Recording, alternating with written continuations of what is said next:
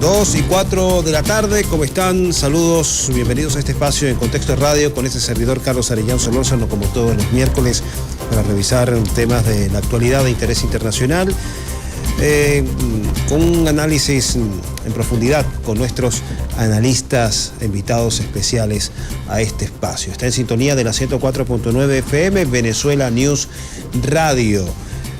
También queremos comentarles que estamos también presentes en nuestras redes sociales, en las redes sociales de la emisora y de la agencia Venezuela News. A partir de este momento estamos grabando un material para las cuentas en las redes sociales de Venezuela News, invitándoles a seguir la programación de nuestra emisora, el circuito radial Venezuela News Radio, a través de la 104.9 FM. Estamos en Contexto Radio, con la revisión de los temas de la actualidad e interés internacional. Muchísimas gracias. Bien, vamos a revisar en esta primera parte lo relativo a lo que fue la 17ª cumbre de jefes de Estado de los países BRICS. BRICS, la organización que aglutina a las principales economías emergentes del mundo. En esta oportunidad se desarrolló los días domingo y lunes en la ciudad de Río de Janeiro. Anfitrión Brasil, es la primera reunión que se realiza con 11 miembros después de la más reciente expansión del grupo, la cual se registró en la reunión de Kazán en Rusia. No asistieron los presidentes justamente de Rusia y de China. Por el país eslavo viajó el canciller Sergei Lavrov, y por China el primer ministro de esa nación, Li Qiang. También destacaron en esta jornada, no justamente un integrante del BRICS, pero uno que se siente muy amenazado por el desarrollo, la expansión, el auge que viene tomando esta organización, como Donald Trump, presidente de los Estados Unidos, quien amenazó con más aranceles a los países del BRICS por considerar que estos desafían la hegemonía del dólar, disculpen. Desafían la hegemonía del dólar estadounidense, así que Donald Trump amenazó con imponer 10% de aranceles a los países del bloque. Perdón. Tenemos pendiente una comunicación con el analista internacional Francisco González. Lo vamos a sostener en unos minutos, mientras seguimos complementando la información de este tema de la reunión de los países BRICS. Temas esenciales de esta reunión: bueno, mantener la defensa del multilateralismo, críticas al proteccionismo, esto evitando hacer alguna mención directa hacia los Estados Unidos en las comunicaciones oficiales desarrolladas durante los 2 días de reunión de los países BRICS, que, como reiteramos, se realizó en la ciudad de Río de Janeiro, en Brasil, los días domingo y lunes. La agenda de la reunión giró también en torno a los temas de la paz, la seguridad, la gobernanza global, así como el uso de monedas locales para el comercio. Este tema justamente de la utilización de monedas o divisas locales ha sido interpretada por parte de los Estados Unidos como un desafío a la hegemonía del dólar, y por ello entra en contexto esta amenaza dirigida por Donald Trump a los países del BRICS. Una organización que, ha dicho, se inspira o se orienta en función de afectar los intereses de los Estados Unidos. Así lo escribió en una publicación de su cuenta en la red social Truth Social, una red social de la cual es dueño Donald Trump y la cual utiliza como su principal plataforma comunicacional. También les comentamos que, si bien el presidente Putin no estuvo directamente en la reunión en Río de Janeiro, participó por la vía videoconferencia. Otro detalle importante es que no hubo expansión en la reunión del BRICS en Brasil, como si las hubo antes en la edición de Kazán en Rusia y en Johannesburgo en Sudáfrica, donde se registró la primera gran expansión del grupo de los BRICS. Son las 2:09 de la tarde. También les comentamos que para esta reunión asistió el canciller de México. Una noticia que ha sido destacada por la agencia rusa de Sputnik, que dice: México da un paso con los BRICS, podría ser el principio de una diversificación. Dice la nota que el canciller mexicano Juan Ramón de Fuente acudió a la cumbre de los BRICS en Río de Janeiro, en donde el país norteamericano participó como observador, además de que el funcionario mantuvo reuniones con varios de sus homólogos. ¿Cómo podemos leer la presencia de México en Brasil? Expertos consultados por Sputnik desarrollan esta pregunta, este análisis, en esta nota que puede conseguir en la aplicación o en el portal de Sputnik en la web. Fue en enero pasado cuando el presidente de Brasil, Luiz Inácio Lula da Silva, extendió una invitación al gobierno de México para participar como país invitado en la cumbre, aunque la presidenta mexicana Claudia Sheinbaum señaló que no asistiría a esta reunión, aceptó acudir por medio del canciller. Durante su estancia en Río de Janeiro, el canciller de la Fuente se reunió con sus homólogos de Brasil, Mauro Vieira, de la India también Subrahmanyam Jaishankar, quien confirmó que estará en México próximamente para consolidar proyectos de inversión en productos farmacéuticos y tecnologías digitales. También el canciller mexicano sostuvo reuniones bilaterales con su homólogo de Chile, Alberto Van Clever, también de Rusia, Sergei Lavrov, con el canciller de Tailandia y con la directora general de la Organización Mundial del Comercio, Gonzi Okonjo-Iweala. Además sostuvo encuentros de trabajo con las delegaciones de Cuba y la Unión Africana. Es un paso importante, así destacan los analistas, la presencia de México a través de su canciller en esta reunión de los países BRICS. Son las 2:11 de la tarde, está en sintonía de Venezuela News Radio a través de En Contexto Radio. Vamos a ampliar el análisis sobre el desarrollo de esta reunión con nuestro invitado Francisco González, pero lo vamos a hacer después de la pausa. Estamos de vuelta con más de En Contexto Radio, está en sintonía de Venezuela News Radio, la 104.9 FM. También les recuerdo que estamos en Táchira a través de la 101.7, en el sur del lago de Maracaibo, el mismo dial 101.7 FM, en Aragua, en Anzoátegui, en Maturín, estamos en Trujillo, Portuguesa, Barinas y Apures a través de la 89.1 FM, en Nueva Esparta a través de la 106.5 y se incorpora a nuestras señales la entidad, el estado Carabobo, a través de la 92.7 FM. En la primera parte estábamos revisando información de contexto sobre lo que fue la 17ª reunión de presidentes de los países BRICS. En esta parte vamos a conversar con Francisco González, analista internacional, experto en estos temas también relativos a la integración, a quien vamos a saludar y dar la bienvenida a este espacio. Muy buenas tardes, Francisco. Sí, buenas tardes.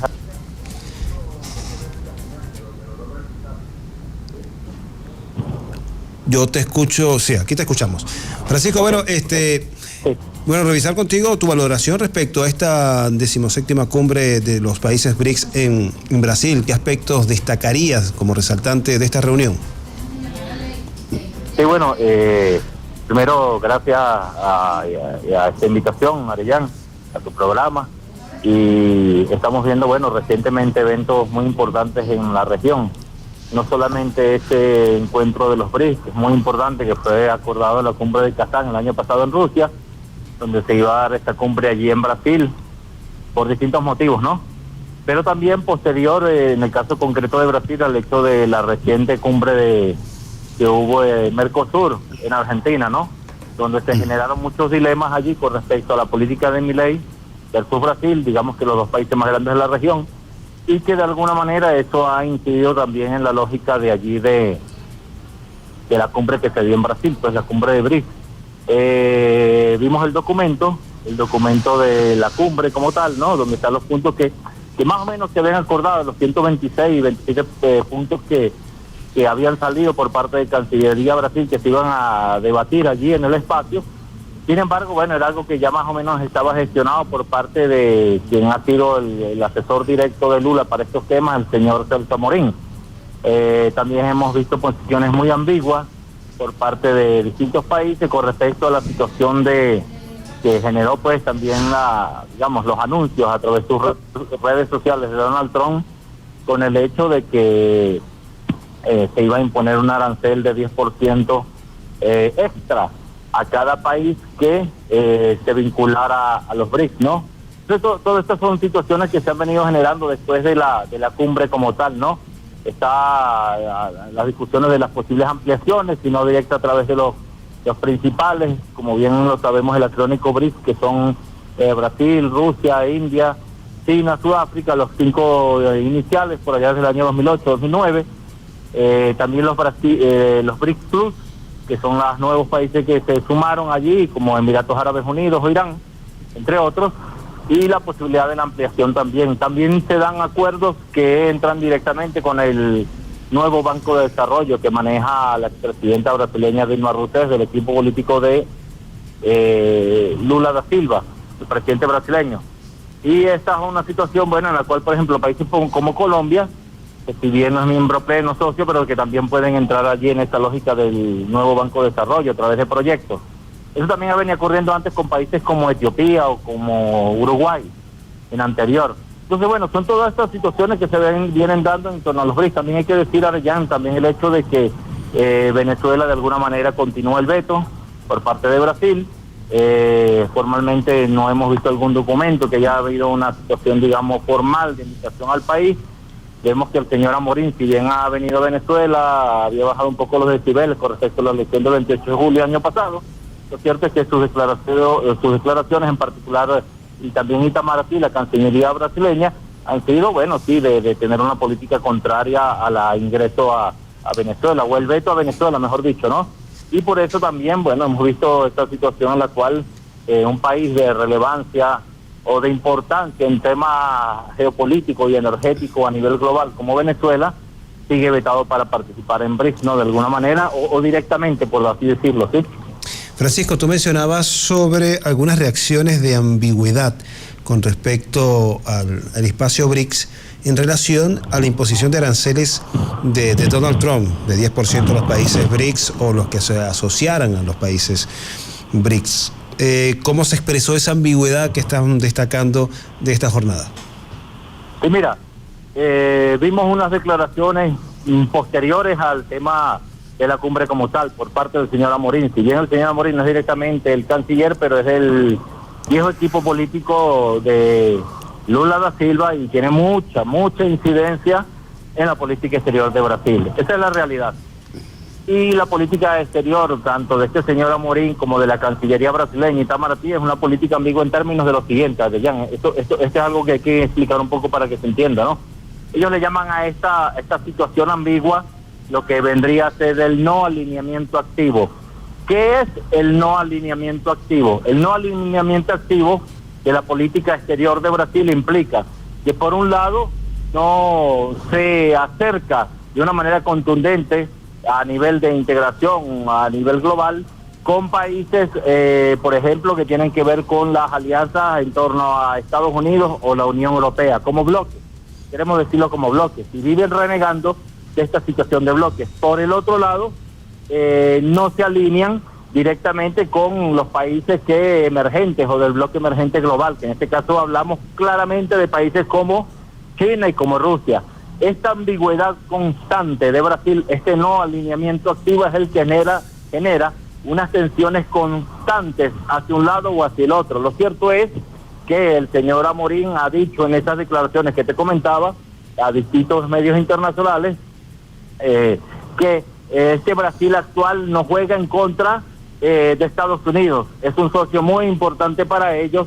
Es Estados Unidos que creó la OMC o ha creado el GATT, otras instancias de integración económica globales con las cuales tiene influencia incluso hasta hoy, y por eso ellos no tienen una política abiertamente frontal a Estados Unidos. Y por el otro lado también, bueno, ellos juegan dentro de los BRICS, pero dentro del marco de estas asociaciones con el mundo occidental globalizado, y que en esta situación Brasil ha jugado de manera ambigua.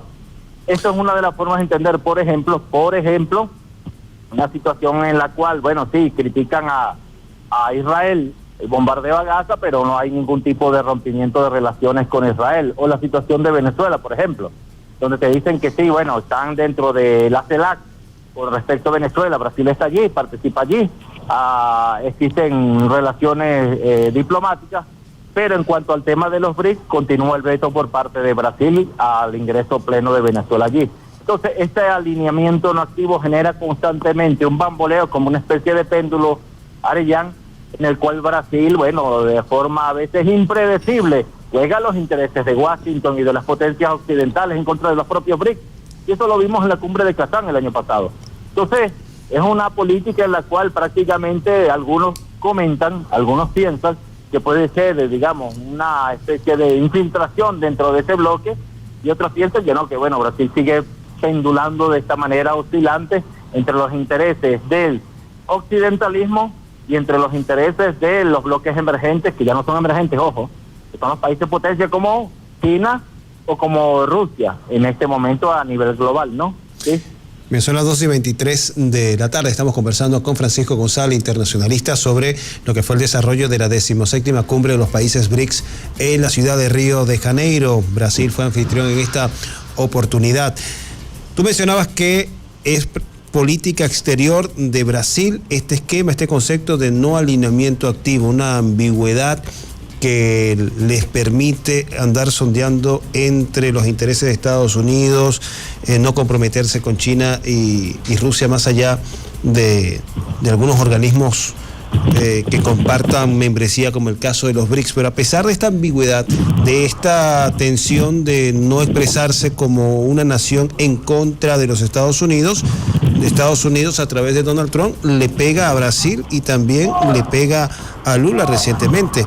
A Brasil, en donde amenaza con la imposición de nuevos aranceles del 10% y al mismo tiempo un dardo en contra de Lula, expresando que debe cesar lo que él ha llamado la persecución política en contra de Bolsonaro. Entonces, esta política de no alineamiento activo en realidad no le estaría resultando a Brasil, ¿o no? Mira, este es un punto de vista muy correcto, Arellán, por lo siguiente, ¿no?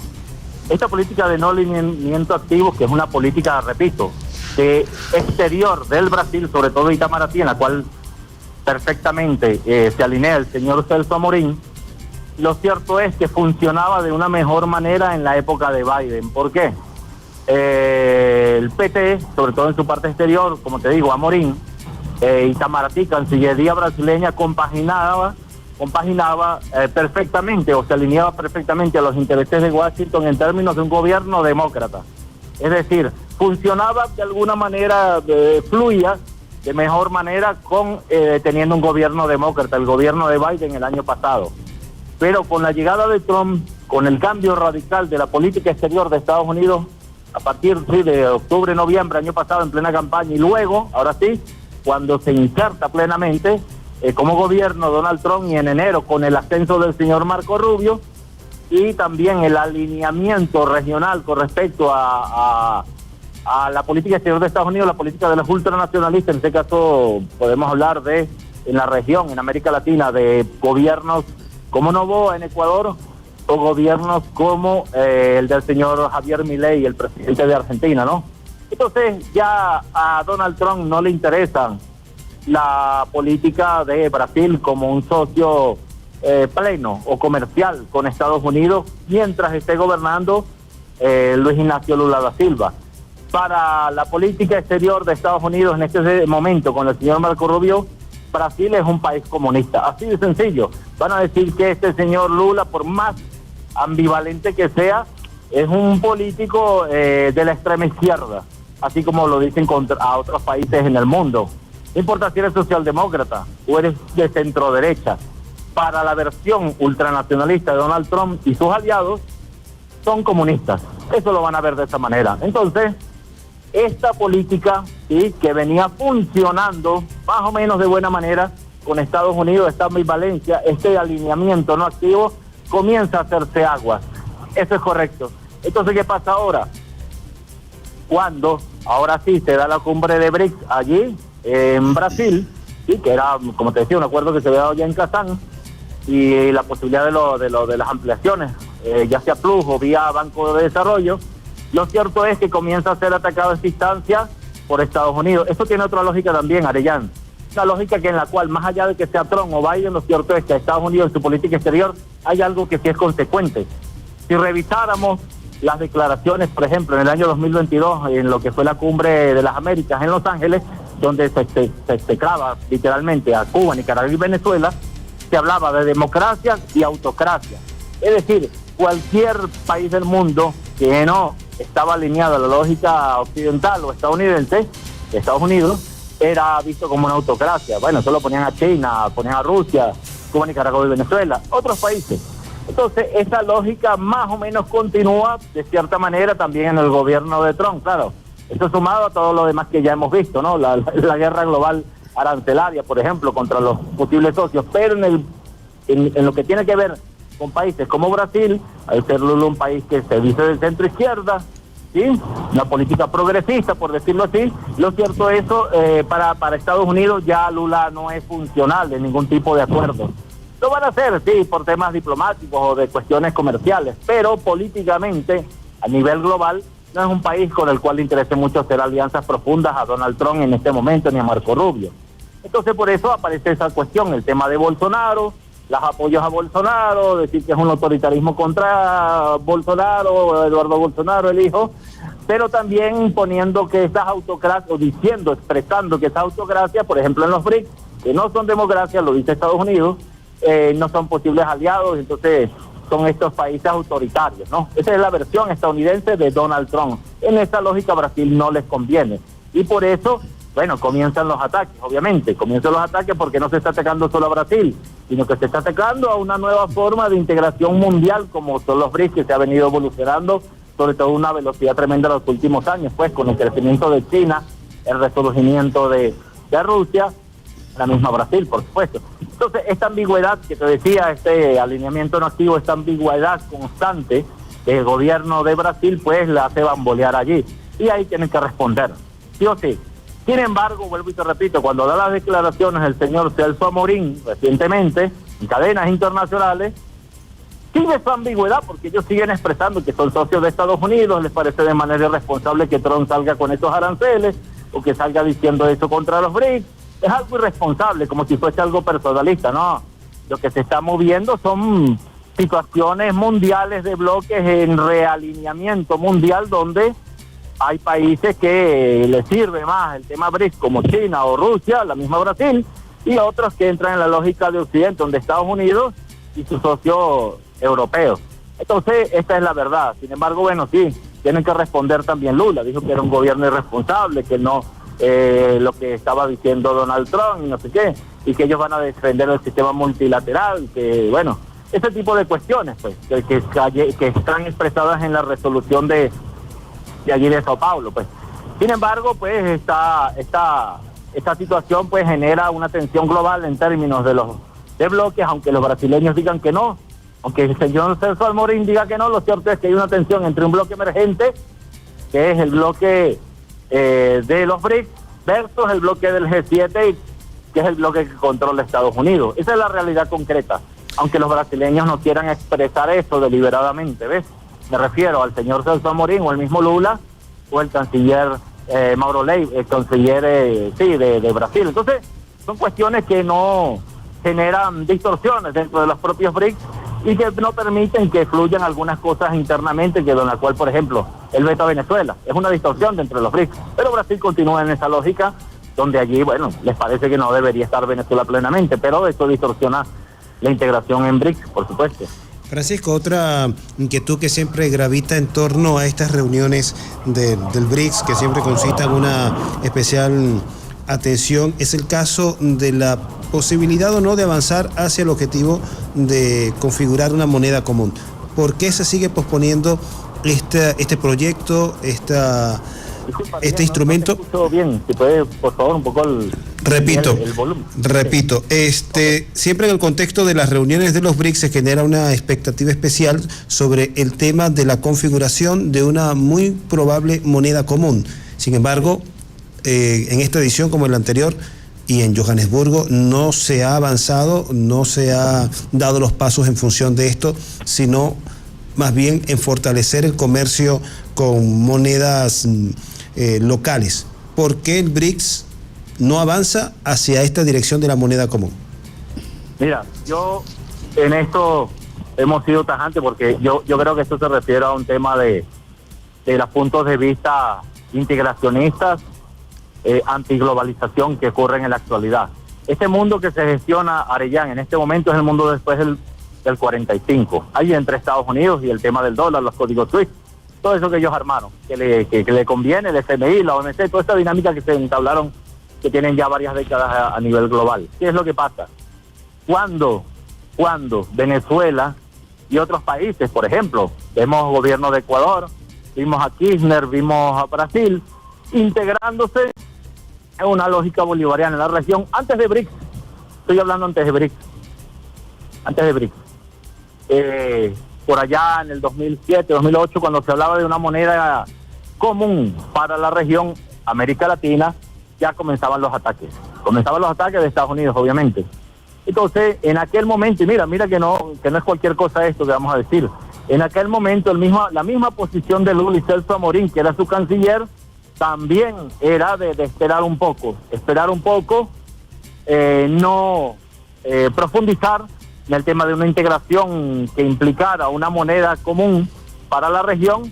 Se hablaba del Sucre, del mismo Petro, ¿no? El Petro que uno sabe, pero se hablaba del Sucre, una propuesta de Ecuador, de Patiño, que era el ministro de Finanzas, de aquella época de Correa, el mismo Correa que conoce bastante de economía, como economista. Entonces, Brasil no parecía que no le interesara esta lógica en aquel momento. Entonces, este es uno de estos puntos de, digamos, distensión que puede haber allí dentro de la posibilidad o no de una moneda común para los BRICS, ¿sí? A la larga creo que eso va a ir para allá, Arellán, creo que eso va a ir para allá. Pero en este momento esas posiciones ambivalentes, como la del mismo Brasil, juegan en la lógica del dólar y en los socios comerciales con Estados Unidos.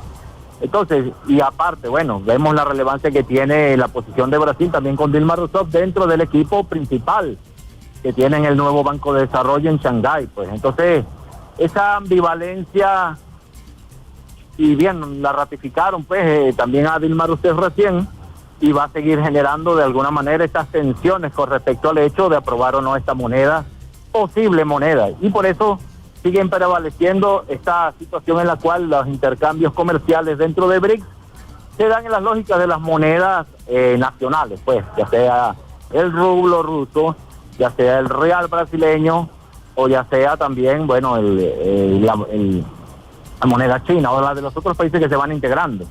O también en el dólar, ojo, también eso ocurre, ¿ah? Pero vemos que, bueno, sí, la posición de Lula, lo hemos escuchado, y el mismo Celso Amorín ha sido de los intercambios con las monedas locales. Pues Lula lo recalcaba en estos encuentros, pues que estuvimos mucho cuidado en escuchar esta parte porque era importante, ¿no? Entonces se afianza más en el tema de las monedas locales y no en una posición de moneda común. Pero vuelvo y te repito, esto ya pasó anteriormente en la región, nos pasó a nosotros en América Latina, y parece que se está repitiendo algo de eso allí en los BRICS, ¿no? Sí. Bien, es tan importante este tema que siempre, como lo mencionaba en la pregunta, gravita como una... Sí, Arellán, un poco de volumen, disculpa, ¿no? Que no... Ajá. Ahora sí. Sí, ahí sí. No, justamente se trata de un tema importante porque siempre gravita como un tema en torno al desarrollo de las cumbres de los BRICS, y no fue una excepción el capítulo de Río de Janeiro en esta oportunidad que se realizó los días domingo y lunes. Francisco González, conversábamos con Francisco González, muchísimas gracias por compartir tu tiempo, tus perspectivas, tu análisis sobre lo que fue esta reunión de los países BRICS en Brasil. Un último mensaje. Sí, claro, mira, una cosa muy positiva que vimos en BRICS fue el hecho pues del ingreso de Irán, por ejemplo. Irán es un país en el Medio Oriente que, bueno, acabamos de ver todo lo que ha pasado con los ataques por parte de Israel. El pronunciamiento a esta imposición de Israel por parte de BRICS fue muy importante, y eso rompe el esquema de dominio occidental con respecto al tema de la guerra, pues. Recordemos que atacó Israel y ahí lo que estaba era la defensiva Irán. Irán puso sus puntos de vista allí. El canciller de Irán estuvo allí, Araghchi, y es muy importante esta cuestión que le hemos reiterado en distintos espacios, Arellán. El hecho de que ha sido Mire, y esto las ambigüedades también dentro de la ONU. Estuvo el señor Antonio Guterres allí. Y el hecho de que estuviera Antonio Guterres es relevante porque Brasil busca defender, como lo está haciendo Venezuela, ojo, el tema de la multilateralidad, el tema de la Carta de la ONU. Venezuela creó el grupo de amigos de la ONU, pero bueno, Brasil está allí en ese esquema, pues. Si bien no entrando en la lógica de la Carta de Amigos, o quizás sí, pero bueno, lo asume como una política dentro de BRICS. Está bien, está bien. Sin embargo, el tema de la posición de Irán allí es muy importante porque es un país que, si bien no pertenece a la región aquí en América Latina o en Europa, es un país de mucha relevancia en la importancia que ha recobrado a partir de las respuestas que dio a Israel en el Medio Oriente, pues, y en defensa de la situación en Gaza, por ejemplo, cosa por la cual han sido atacados, obviamente, entre otras. Era una cuestión importante de las ambigüedades que te hablaba también, el hecho de que, si bien está Antonio Guterres y llamaban a la paz, lo cierto es que ha sido un organismo de la ONU, como la OIEA, Organismo Internacional de Energía Atómica, la que a través de Rafael Mariano Grossi, el argentino, del lobby judío porteño, el que a partir de sus declaraciones en este organismo de la ONU, que ha generado pues el leitmotiv para que atacaran a Irán. Mira, todo eso se estaba dando justo en un momento que te decía que después que vienen de Mercosur, donde hubo unos jaloneos internos tremendos entre Milei y Brasil para ver cómo se dan esas alianzas a través del Mercosur, pues, ya que tenemos un Milei más pro-estadounidense en este momento, pro-Trump, además, y un Brasil que busca más el multilateralismo, ¿no? Entonces esas posiciones se vinieron prácticamente desde Mercosur a la BRICS también, ¿no? Sí. Bien, Francisco González, internacionalista, muchísimas gracias por compartir tus impresiones y análisis sobre lo que fue esta reunión del BRICS. Son las 2:39 de la tarde, corresponde hacer una segunda pausa, señor Ricardo Miranda en los controles, y volvemos. Gracias, Francisco. Estamos de vuelta con En Contexto Radio, con este servidor Carlos Arellán Solórzano. Está en sintonía de la 104.9 FM en Caracas. Repasamos también que estamos en Táchira, en el sur del lago de Maracaibo, en el estado Aragua. También nos puedes escuchar en Anzoátegui a través de la 99.3 FM, en Maturín, Monagas, 88.1 FM. En Trujillo, en Portuguesa, en Barinas y en Apure nos escuchamos a través del mismo dial, 89.1 FM. Saludos a cada una de las audiencias en estas entidades, y también en Nueva Esparta a través de la 106.5 FM, y Carabobo es la entidad que más reciente se incorpora a la señal del circuito radial Venezuela News a través de la 92.7 FM. Está en sintonía de En Contexto Radio, revisando información de la actualidad internacional. Aquí hay un último minuto que publicó hace poco la cuenta de Telegram de RT, y que da cuenta de la información de que Washington sanciona a la relatora de las Naciones Unidas que acusó a Israel de genocidio. Washington, siguiendo la misma línea de criminalizar, de sancionar a aquellos funcionarios multilaterales o de organismos multilaterales que vayan en la línea en función de investigar, de cuestionar la actuación genocida de la entidad sionista en la Franja de Gaza. Para Washington, aliado estratégico de Israel en Oriente Medio, lo que desarrolla Israel en la Franja de Gaza no se trataría de un genocidio, sino de una ofensiva militar, de una operación en dirección a garantizar su seguridad, un operativo en legítima defensa. Se omite el detalle no menos importante, bastante dramático, de los más de 57.000 víctimas como consecuencia de esta ofensiva indiscriminada, los más de 18.000 niños asesinados por Israel. También se omite el detalle del más del 70-80% de destrucción de la infraestructura civil en la Franja de Gaza. Asimismo, se ignora o no se menciona el detalle de que la cantidad de armamento, de explosivo empleado por Israel para devastar, para demoler todo lo que hay de infraestructura en la Franja de Gaza, equivale, o al menos así lo indicó en reciente entrevista Sergio Tapia, Abu Faisal, analista internacional con especial énfasis de conocimiento en Oriente Medio, de que los explosivos, la capacidad destructiva empleada por Israel en la Franja de Gaza equivale a 8 bombas atómicas como las de Hiroshima o Nagasaki, lanzadas por los Estados Unidos en Japón en agosto de 1945. A pesar de todas estas consideraciones, que son una fracción de la larga lista de crímenes cometidos por Israel en la Franja de Gaza, los Estados Unidos no cuestiona a Israel, pero castiga, criminaliza y persigue a aquellas personas que pongan en evidencia el accionar genocida y criminal del Estado de Israel en la Franja de Gaza y aplica contra ellos medidas sancionatorias, como el caso de la relatora de las Naciones Unidas que acusó a Israel de llevar a cabo un genocidio y quien también planteó en una reciente conferencia o comparecencia la necesidad de la aplicación de un embargo de armas, así como comercial, en contra de Israel, porque con este armamento que se le sigue suministrando a la entidad sionista, se sigue perpetrando, se sigue perpetuando una acción que expone la vida de una forma dramática de los palestinos en la Franja de Gaza, quienes no solo están siendo sometidos a bombardeos indiscriminados, lo cual es ya suficientemente grave, sino que también están siendo expuestos a una situación de hambruna crónica, en donde se está impidiendo el acceso o el ingreso de alimentos, de ayuda humanitaria por parte de otras naciones y organismos internacionales, lo cual está colocando una situación de vulnerabilidad dramática a la población palestina. Hay titulares de medios locales que ya hablan de desvanecimientos de los palestinos en las calles, que prácticamente ya no están pudiendo aguantar las condiciones de hambruna a las cuales están siendo expuestos de forma deliberada. También se denuncia la utilización del hambre como un mecanismo de guerra por parte de Palestina